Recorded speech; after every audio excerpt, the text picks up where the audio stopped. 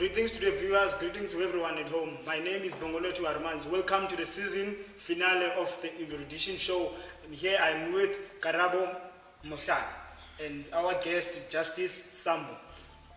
Hi viewers, as he said, my name is Karabo Mohlala. I'll also be co-hosting the season finale of the Erudition Show. Justice, how are you? Welcome to the show. Thank you so much. It's a pleasure to be here today, not as a host normally, but today as a guest, which sounds, I don't know how to feel about that, but I'm good. Thank you so much. The first question, I think, just to delve deep from the get-go, to say, what can people say? Who is Justice? Who is Justice Terence Sambo? What's your story? What's my story? I thought you guys were going to read my bio, but it's okay. It's okay. I forgive you for that. My name is Justice Sambo. Everyone, who's Justice Sambo? Justice Sambo is just a normal being. I am the creator of the Erudition Show. I have co-founded the African Dream Movement alongside Aline and Naomi from different countries. I was announced as, awarded, honored as one of the 100 Young Mandelas of the Future by News 24 just last year. I am a VETS employee and a graduate from VETS University. I feel like that's like the shortest version of who I am, other than everything else that I do. Okay, that's a good introduction. It's marvelous, especially the fact that you've been awarded top 100 Mandelas for the future. So before, as you said, that you have co-founded African Dream Movement. Yes. But then before that, what actually inspired the thought, or what sparked the interest to start an African Dream Movement? And in explaining, can you tell us what is the African Dream Movement? Oh, nice. The African Dream Movement, Karabo, it's just a movement of young people, right? We get young people from all over the world, like from any country, from any religion, from wherever. You know, we get those people to sit in one place just to dwell on and rather to speak about what really makes us human. You know, what is humanity? You know, what makes us human? And through all of that, we do that through the Global Youth Peace Summit, which we host every year, which I was a director of last year, in which we hosted for the first time in South Africa. We do that through the Africa Emerge Leadership Program, which we do each and every year. We started last year, and this year we'll be in Kenya for that one. Also to mention that the Global Youth Peace Summit will be in Rwanda this year. You know, we do that. And the African dream, really, it's just to see each one of us unite and become one, you know, in all our differences, in everything that you consider our differences. We will find commonalities that joins us together to be one people, you know, to unite as one.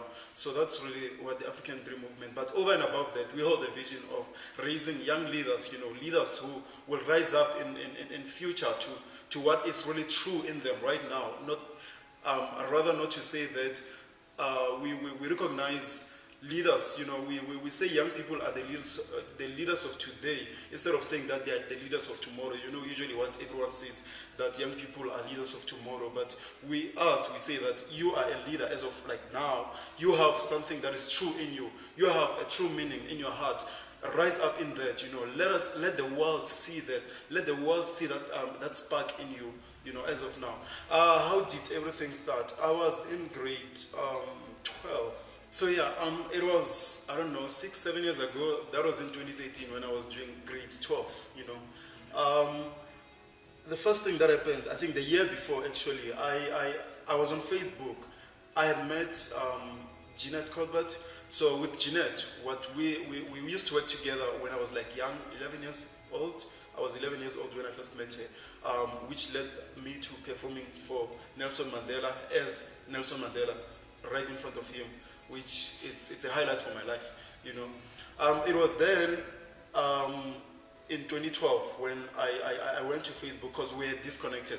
I went to Facebook, searched the name, found her, and sent her a friend request, and then we started communicating, you know. And after that, she sent me a message which I don't think I'll ever forget. She was like, I'm coming to South Africa next year, and I would love to meet up with you. You know, I have something to discuss with you. Okay, that's fine. I don't know. We met the next year. It was in March. I was in grade 12, 2013. It was in March. She first went to my principal to tell her the story, which I didn't know at the time. And then after speaking to my principal, she came to me. We met, we sat down. She told me, look, this is what's happening. The Amala Foundation, they are holding the first Global Youth Peace Summit in California. So that's not like the first Global Youth Peace Summit, but like their first in California, back in 2013. And what do you think about that? Like, I feel like it will be a great opportunity for you to attend. At first, I mean, as a young person from a rural economic, which, I mean, if I said to you right now, there's this opportunity to go to the US, would you say no? I'll never say no, man. I'll never say no. Just grab it. Exactly. I feel like that's what happened with me also. At first, it was more about going to the United States. Who cares about what I'm going there to do? Yeah, I had like for first time be like, no, let me just go and see Exactly. what happens. Exactly. That it was really dead to me. I was like, okay, no, I'm going to the United States for the first time. A rural boy like me, from a very rural school. That's just wonderful. Who would say no to that? I said yes to that opportunity. I didn't know that opportunity was going to change my life. At that time, for me, that was just a normal trip to the US. I was happy about that. I told my parents, and they were like excited.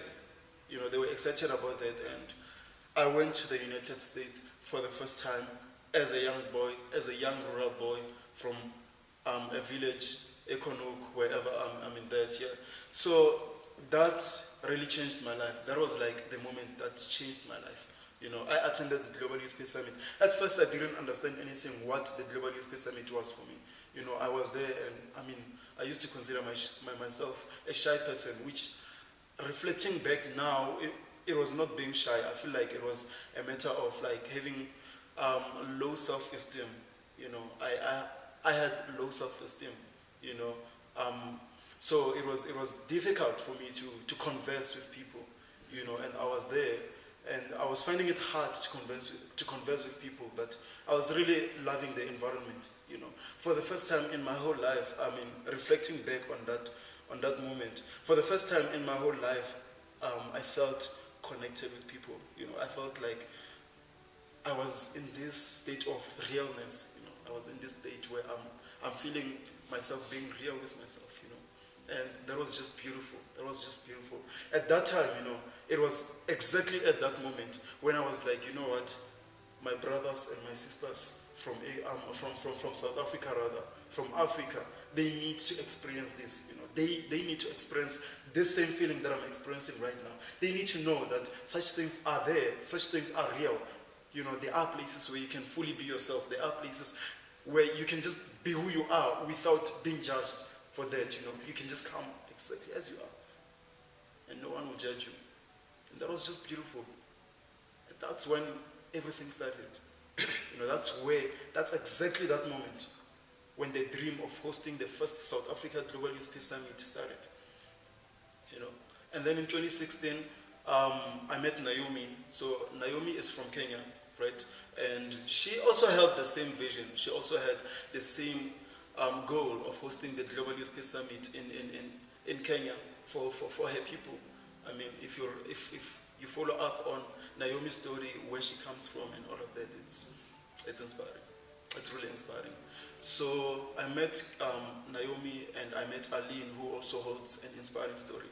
I met them in Kenya for the first international, the Amala Foundation had their first international Global Youth Peace Summit in Kenya for the first time, because they usually had it in Austin, in the US, and in California in the US, So they had that, which was Naomi's dream, and through all of that, we met and we sat down and we're like, Naomi, Aline, we both hold the same vision, we both hold the same dreams, which is to have African people experience this.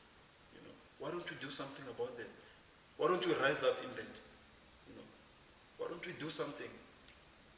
And here I am sitting from 2016 to 2019. I think it's 3 years later, saying that the African Dream Movement was formed through that. We have hosted another Global Youth Peace Summit in Kenya, which was back in 2018 No, 2017, sorry. And then we hosted the first South Africa Global Youth Peace Summit last year in 2018. And this year, we're going to Rwanda for the first time. That's really where the African Dream Movement started.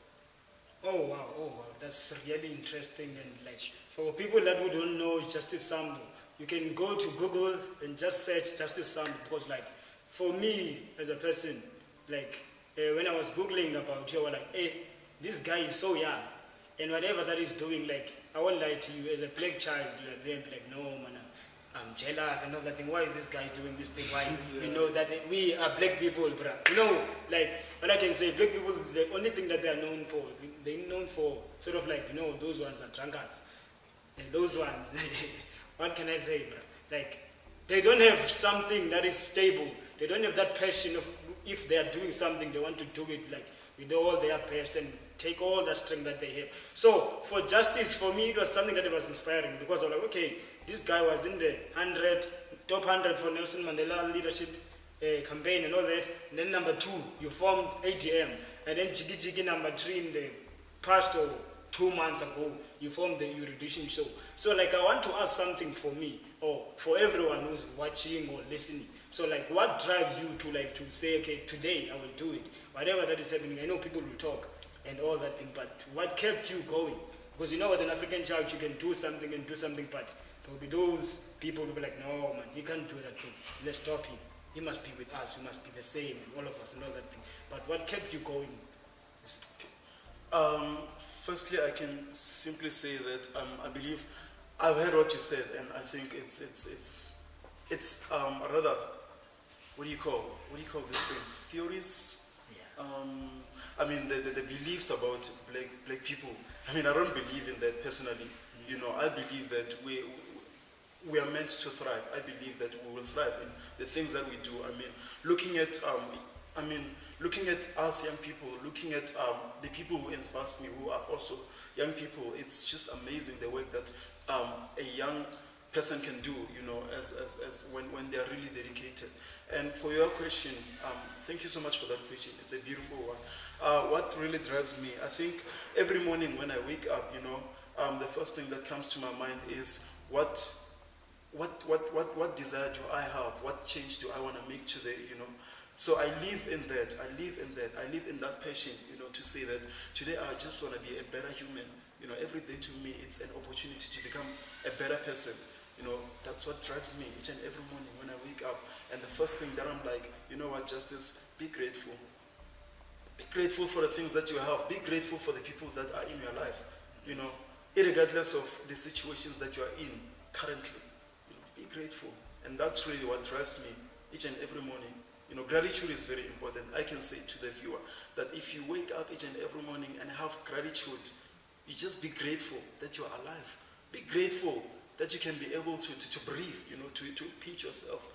I mean, to live is a privilege. As much as we can say anything other than, you know, there's this belief that when we go through things, we're like, why am I meant to suffer, and all of those things. But to live is a privilege. The fact that you woke up each and every morning, it's a privilege. You know, we're not promised tomorrow.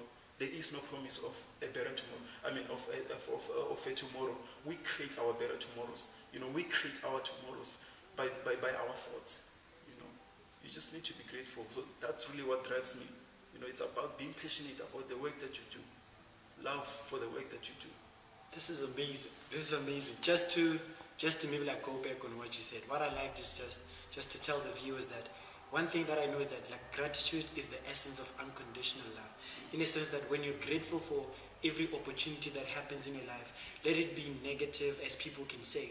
As long as you're grateful, you'll be able to see the positiveness out of that experience. And also to say that as human beings, one thing that you should always know is that dead people don't change the world. You can only change the world when you are alive. And then now to go back to what you said, you talked about going to US for the Global Youth Peace Summit.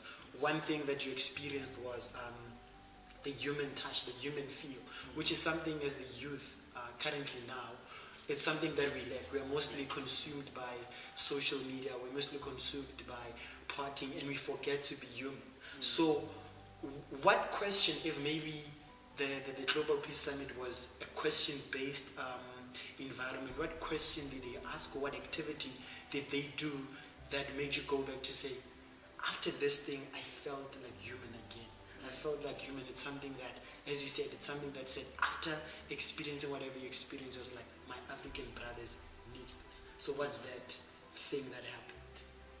Thank you.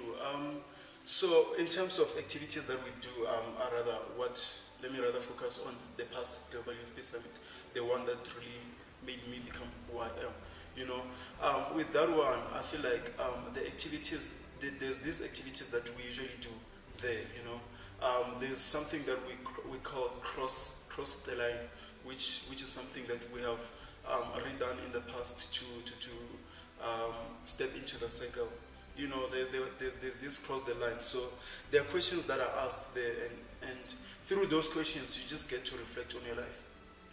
You know, it can bring out memories about yourself. You know, it can bring out a whole lot, and it can expose you. You know, for people who don't know you, you don't even have to say anything, but you just have to step into the line if they ask you a question and it's relevant to you, and that really exposes you. You know, it brings you back to yourself. You're like, you know, I'm in sync with myself, and it just makes you realize, Okuti, as much as we believe that sometimes when you're going through something, you're like, I'm by myself, you know. The healing component of the Global Youth Peace Summit, which is what I'm focusing on right now. As much as you think that you're by yourself, right? You're basically not alone in your struggles. There's a whole lot of people out there. I mean, I can even bring it to VETS. I can bring it to this environment that we're at right now, university environment. You know, we can be working out there, laughing, smiling together. But one of us, or rather, 3 in 5 of us, 3 in 5 of us inside, you know, inside it's just a dark place. They are in a very dark place, you know, which reminds me of a story that I have about my life, which is like, I feel my most painful story in life, you know, which was back in 2016. I was in that grave. You know, I was in that grave where, this one is painful. This one is really painful. You know, I was at that point where in my life, I'm like, what's there to live for? What is there to live for? You know, why am I living? Is this all there is to life? You know, the minute I asked myself that question, is this all there is to life? That's when I knew. That's exactly when I knew, Uti, there is more that I should be doing. I was not meant to wake up each and every morning and be depressed. I was not meant for that. You know, that's exactly what happened back in 2016. Most depressing year of my life. So, 2016, as you said, the most depressing year of your life.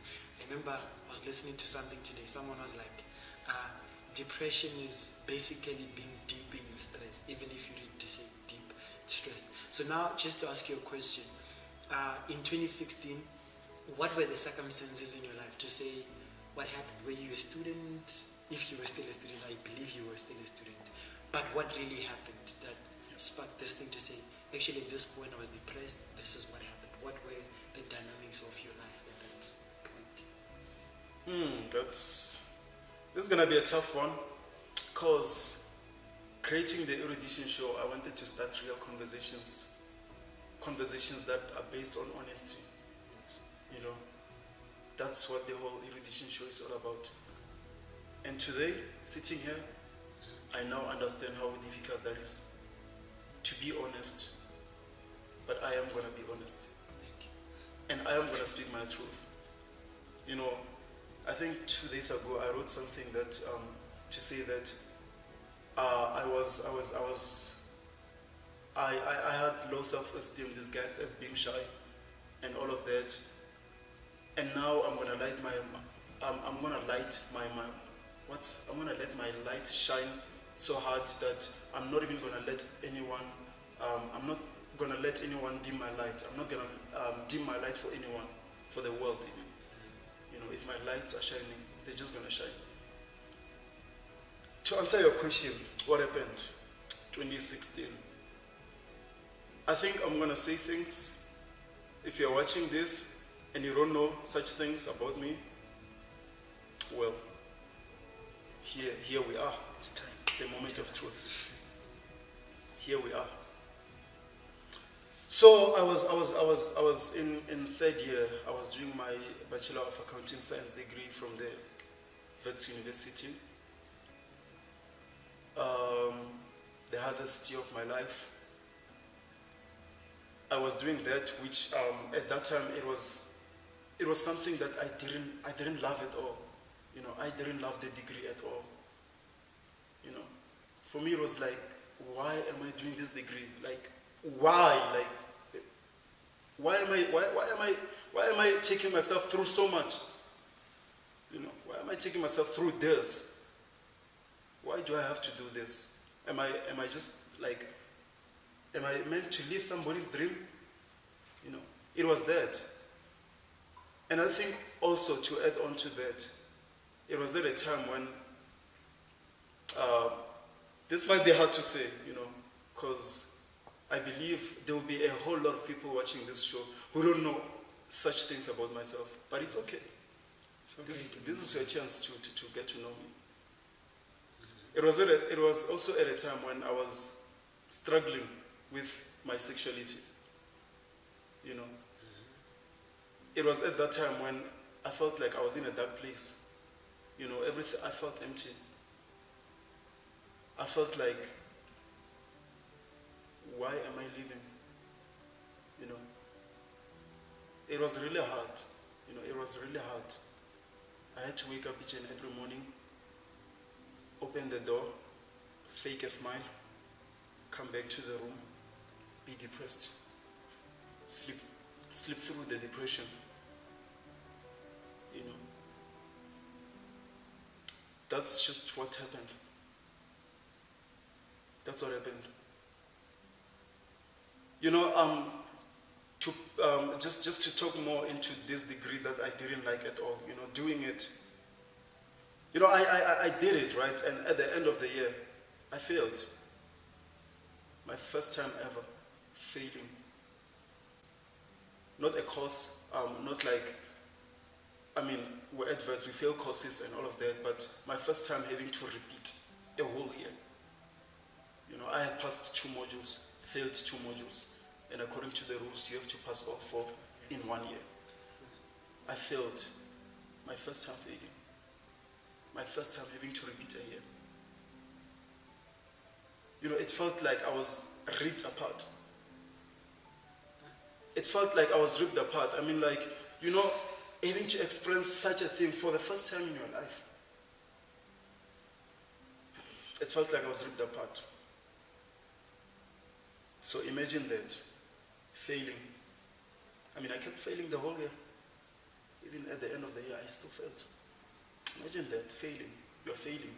You don't love this degree. You know, you feel all the pressure to become something. You feel all the pressure to become a CA, which is a degree, which is a dream I sold to myself when I was in high school. All that pressure. And then there's also the pressure of being someone you're not. You know, you feel like every time you go out there, you have to be this person. You have to act like you are this person in front of everyone, just so everyone can like you. Because you are really scared to go deep into who you really are. You know, that was difficult. That was difficult. Having to put up all of that act. That was just difficult.